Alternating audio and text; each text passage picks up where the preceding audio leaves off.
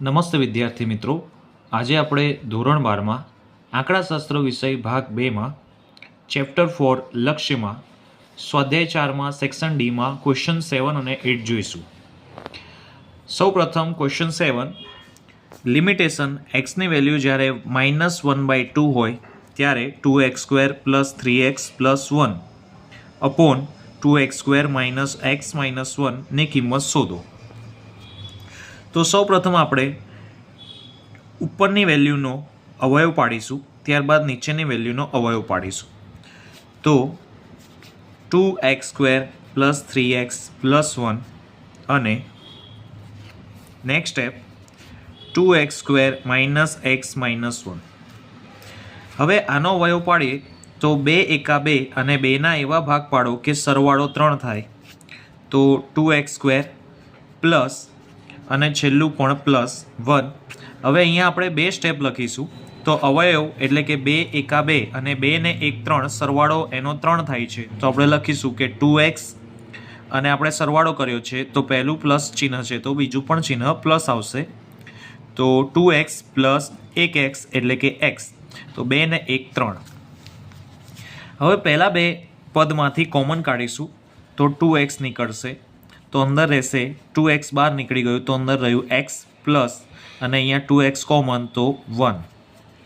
બીજા બે પદમાંથી કોમન જોઈએ તો કંઈ નથી, તેથી આપણે લખીશું +1.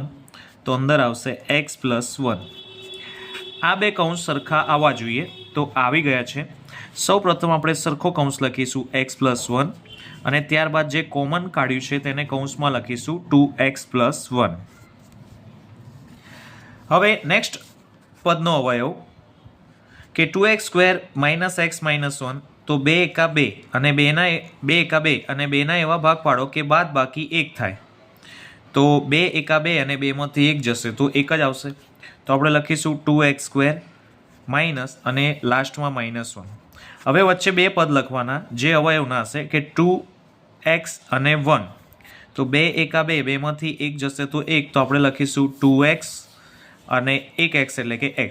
પરંતુ આપણે અહીં બાદ બાકી કરી છે તો પહેલું ચિહ્ન માઇનસ છે તો બીજું ચિહ્ન આવશે પ્લસ x. 2x + x. હવે પહેલા બે પદમાંથી કોમન કાઢીશું તો 2x નીકળશે તો અંદર રહેશે x - 1 અને બીજા બે પદમાંથી કોમન કાઢીશું તો કંઈ નથી, તેથી આપણે લખીશું +1. તો અંદર રહેશે x - 1. તો આ બે કૌંસ આપણા સરખા આવી ગયેલ છે. સૌપ્રથમ સરખો કૌંસ લખીશું x - 1 અને બીજા કૌંસમાં લખીશું 2x + 1. હવે આ જે કિંમતો શોધી છે એ આપણે રકમમાં મૂકી દઈશું. તો હવે લખીશું કે લિમિટેશન એક્સની વેલ્યુ જ્યારે -1/2 હોય ત્યારે હવે આ જે કિંમત મૂકી છે તેના અવયવ જે પાડેલ છે એ લખીશું. તો x + 1 અને 2x + 1 ડિવાઈડ બાય હવે આ જે પદ છે તેના અવયવ પાડેલ છે તે અવયવ લખીશું x - 1 અને 2x + 1. હવે જે સરખો કૌંસ છે તે ઉપર નીચે ઉડી જશે, તેથી આવશે લિમિટેશન એક્સની વેલ્યુ જ્યારે -1/2 હોય x + 1 અને x - 1. હવે એક્સની વેલ્યુ -1/2 સ્ટેટમેન્ટમાં આપણે પુટ કરીશું. તો -1/2 + 1 અપોન -1/2 - 1. હવે -1/2 + 1 તો 2 એકા 2 એટલે કે +2. +2માંથી -1 બાદ થશે તો 1 આવશે. તો આપણે લખીશું લસા લઈશું કે 2 એકા 2 અને 2માંથી -1 ગયો તો 1 + 1 તો 1/2. અહીંયાની વાત કરીએ કે 2 એકા 2 અને -2 અને -1 તો -3 થશે તો -3/2. હવે જોઈએ કે ઉપરના પદમાં પણ 2 છેદમાં છે અને નીચેના પદમાં પણ 2 છેદમાં છે તો 2 2 કટ થઈ જશે. તો આપણો આન્સર આવશે માઇનસ છે તેથી -1/3. તો આપણે જવાબ લખીશું કે લિમિટેશન એક્સની વેલ્યુ -1/2 હોય ત્યારે આપણી જે રકમ હતી એ આપણે લખીશું કે 2x² plus 3x plus 1 upon 2x² minus x minus 1 બરાબર થશે -1/3. હવે આપણે દાખલા નંબર 8 જોઈએ. તો દાખલા નંબર 8માં પણ દ્વિઘાત સમીકરણ આપેલા છે અંશ અને છેદમાં. તો એમાં પણ આપણે અવયવ પાડીશું કે સૌપ્રથમ 9x² પ્લસ 5x માઇનસ 26 અને 5x² પ્લસ 17x પ્લસ 14. હવે અહીંયા જોઈએ કે 9 ગુણ્યા 26 કરીશું તો રકમ બહુ વધી જશે. તેથી આપણે ઇન્ટરનલ જ અવયવ પાડી દઈએ. જેમ કે 26 છે તો 26ના અવયવ થાય 13 દુ 26 અને અહીંયા 9 છે એટલે 9 ગુણ્યા 13 ગુણ્યા 2 એ એના અવયવ છે ઇન્ટરનલ. હવે આપણે 26 ગુણ્યા 9ના એવા અવયવ પાડવાના છે કે બાદ બાકી 5 થાય. તો અહીંયા જુઓ કે 13 દુ 26 અને આ 9 દુ 18 અને 18માંથી 13 જશે તો આન્સર આવશે 5. તો આપણે 26 ગુણ્યા 9ના અવયવ પાડવાના બદલે ડાયરેક્ટ 26ના પાડી દઈએ અને 9ના બી પાડીને આપણે બાદ બાકી સેટ કરી શકીએ છીએ. તો અહીં જુઓ કે 13 દુ 26 અને આ 9નો 2નો ગુણાકાર કર્યો તો 9 દુ 18 અને 18માંથી 13 જશે તો બાદ બાકી 5 થઈ જશે. તો લખીશું આપણે 9x² પ્લસ માઇનસ 26. હવે વચ્ચેના બે પદ લખવાના. આપણે બાદ બાકી કરી તેથી પ્લસ ચિહ્ન છે તો બીજું ચિહ્ન આવશે માઇનસ. હવે આપણા અવયવ પાડ્યા છે એક 9 અને 9 દુ 18 અને 13. તો આપણે લખીશું 18x અને 13x. હવે પહેલા બે પદમાંથી કોમન કાઢીશું તો કોમન નીકળશે 9x. તો અંદર રહેશે x પ્લસ 9 દુ 18.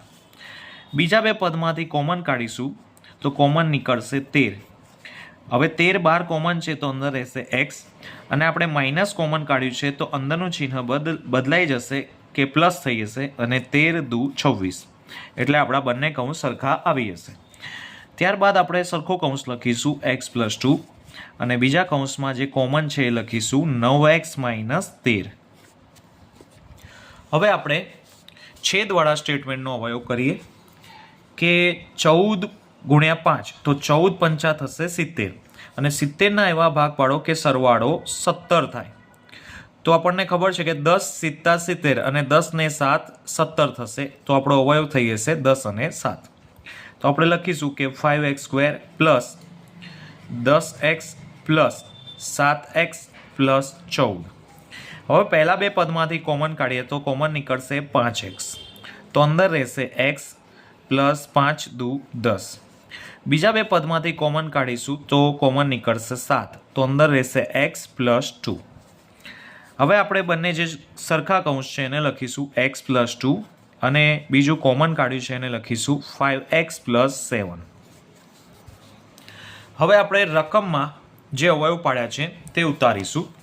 તો લખીશું લિમિટેશન xની વેલ્યુ -2 અને આ જે છે 9x² પ્લસ 5x માઇનસ 26 તો એના બદલે લખીશું x plus 2 9x minus 13 upon છેદના અવયવ લખીશું x પ્લસ 2 અને 5x પ્લસ 7. હવે x પ્લસ 2 કટ થઈ જશે તેથી લખીશું લિમિટેશન xની value -2 9x minus 13 upon 5x plus 7. હવે xની જગ્યાએ આપણે -2 વેલ્યુ પુટ કરીશું તો 9 -2 માઇનસ 13 અપોન 5 -2 પ્લસ 7. હવે 9 દુ 18 પરંતુ -18 -13 અપોન અહીં આ માઇનસ છે 5 દુ 10 એટલે -10 પ્લસ 7. હવે -18 અને -13 એટલે બંનેનો થશે સરવાળો. તો 18 19 20 21 21 નો 10 31 તો -31 અને નીચે -10માંથી 7 બાદ કરીશું તો -3 રહેશે, -3. હવે આ માઇનસ માઇનસ કટ થઈ જશે તો આપણો જવાબ આવશે 31/3.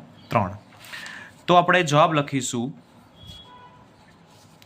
લિમિટેશન એક્સની વેલ્યુ -2 હોય અને રકમ હોય fx હોય 9x² + 5x - 26/5x² + 17x + 14 ની કિંમત થશે 31/3.